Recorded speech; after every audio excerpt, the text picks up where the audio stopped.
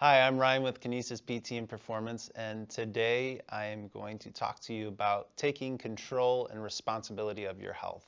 Two patients come to mind when I think about making a decision about what's best for you in your situation. Not every patient presentation is the same, and they cannot be treated the same way. The first patient I wanted to talk to you about was a 75-year-old woman. She came to me with pretty significant shoulder pain. I had seen her in the past, actually for her neck. She had a history of cervical dysfunction, had a pretty large fusion in her C-spine, and did well after rehab, but up until this point, she really hadn't had any other issues. She went to see her orthopedic surgeon, who was a shoulder specialist. They took an MRI and they found a tear in her rotator cuff. So the surgeon recommended that she undergo surgery for that torn rotator cuff. Thankfully, she said, you know what, I want to try rehab before I go through surgery. So she wound up in our clinic. I did a quick exam of her shoulder. It seemed to be moving pretty well, but I also did an exam of her C-spine as well because of her past history, and it appeared her shoulder pain was actually a radicular symptom, meaning a pinched nerve up in her neck that was getting referred down to her shoulder. So that's the way we went about treating it. Did she have a torn rotator cuff? Yes. That was apparent in the MRI. The research will show once you're above the age of 50 and 60, the odds of having an asymptomatic rotator cuff tear go up exponentially. So just because she had that going on in her shoulder does not mean that that was the cause of her pain or her symptoms. So thankfully, with just conservative rehab and treatment, working on her C-spine, we were able to get her back to her prior level of function, no limitations, no pain whatsoever. Had she not questioned what she was told by the physician and thought for herself, she would have underwent a needless surgery and actually been in more pain than she would have in the first place. We would have never addressed the actual root cause of her pain and symptoms. The second patient I wanted to discuss with you was another woman. She was about 50 years old. She had sustained an ACL tear. I think it was from walking on the ice. I can't remember off the top of my head. But this woman had lymphedema already going on in her involved legs. So the leg she tore her ACL on, she had lymphedema in that leg. When she saw the orthopedic surgeon, the recommendation was for ACL reconstruction. So she was seeing us to just try to control the swelling and get some range of motion back before surgery. As we were going along, we were about 4 or 5 weeks into pre-surgical rehab, and she was feeling really good and pretty much back to her prior level of function. I asked her, why do you want to get your ACL repaired? What do you want to do that requires you to have an ACL? Well, she said, well, I want to walk. I need to be able to walk my dog, and I need to be able to go snowmobile riding with my husband.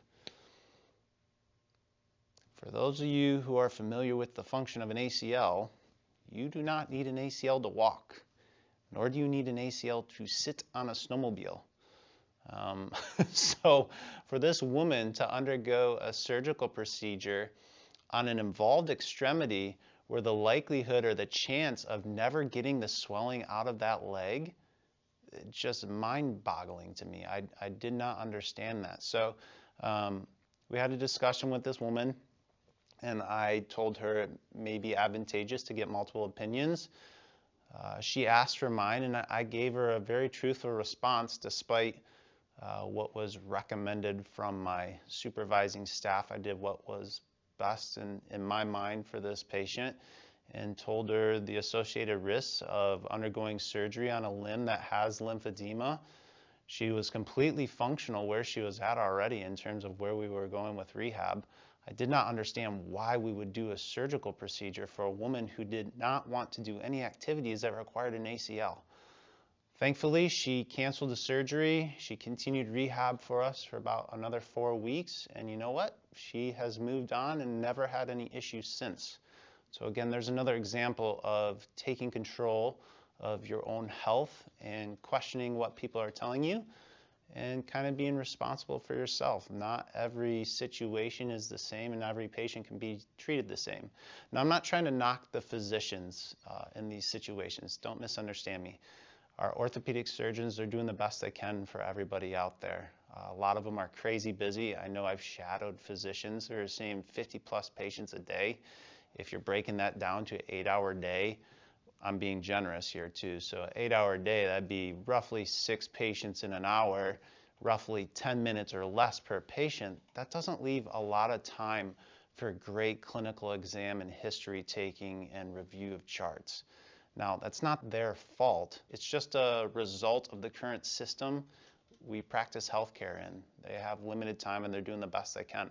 So thankfully, I get to spend a little bit more time with my patients. I have about an hour to do a clinical exam, so it's not exactly fair to compare my time I get to spend with a patient to an orthopod. Let's say you go see a doctor and they tell you something, and maybe they're recommending surgery, maybe they're telling you something that doesn't make sense to you or you don't understand, or maybe it does make sense. Maybe you're like, yeah, I do need surgery, or this does seem to kind of jive with what I'm thinking. I still advise you to go online, do some research on your own. There's a ton of stuff out there. There's so much information available to you. There's nothing wrong with that. Educate yourself. Get second opinions. You're not cheating on your doctor if you go and see another physician and ask them, hey, what do you think about this? Especially if you're considering a surgical intervention. There's so many different techniques that can be done for the same medical diagnosis. You need to know what's available to you out there. There's nothing wrong with that.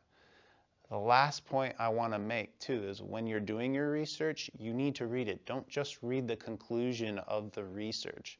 Read through the statistical analysis, read through their methods.